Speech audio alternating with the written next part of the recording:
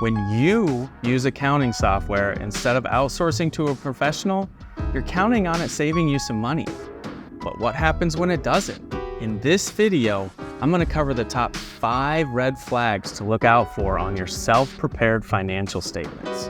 Because if you're like most people and you don't have a background in accounting, you may not even realize you're getting lost. Real quick, make sure to subscribe to our channel for more weekly updates on tax tips, financial advice, and general small business knowledge. So first and foremost, you need to realize that inaccurate records can result in penalties and interest down the line, or make you miss out on reimbursed expenses. Not to mention, going through an audit can take up a ton of your time that you could have been spending towards making profits.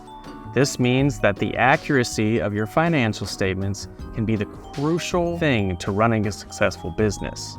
Now let's get into those red flags to look out for. Red flag number 1, negative balances. A negative balance is by far the most common red flag that pops up in small business financial statements. If this shows up on your balance sheet or income statement, it's very likely an error.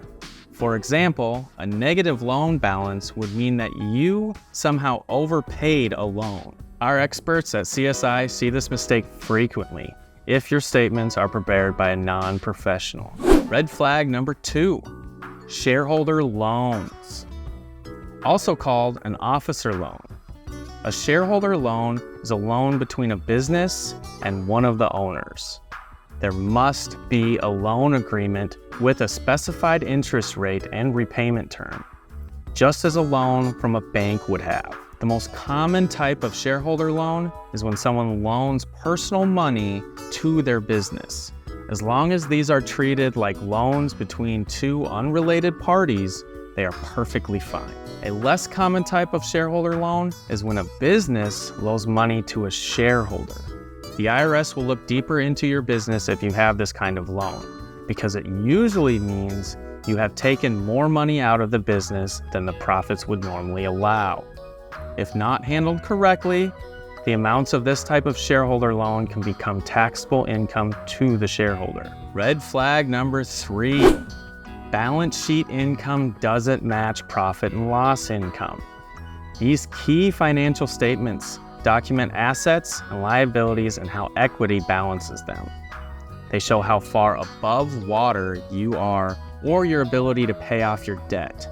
A balance sheet and profit and loss statement tie together, so the numbers indicating income should be exactly the same.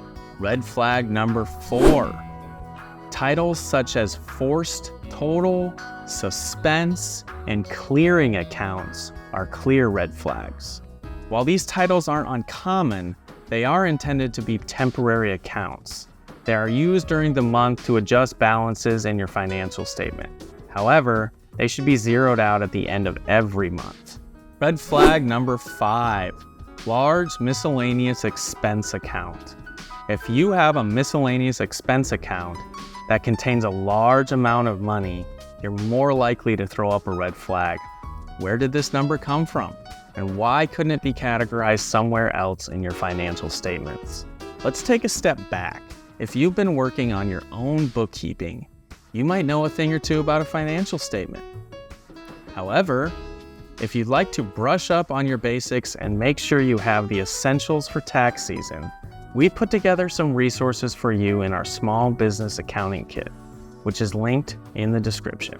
The Small Business Accounting Kit includes payroll checklist, a tax return calendar, tips on how to read and use your income statements, balance sheets, cash flow statements, and advice on when to contact your accountant. If you're ready to fix some of these red flags listed in this video, schedule a consultation with CSI, see if we'll be a good fit. Or if you're not ready to talk, check out our video on advice a monthly accountant can offer to find out how we use financial statements to gain insight on your money moves. Thanks for watching. See you next time.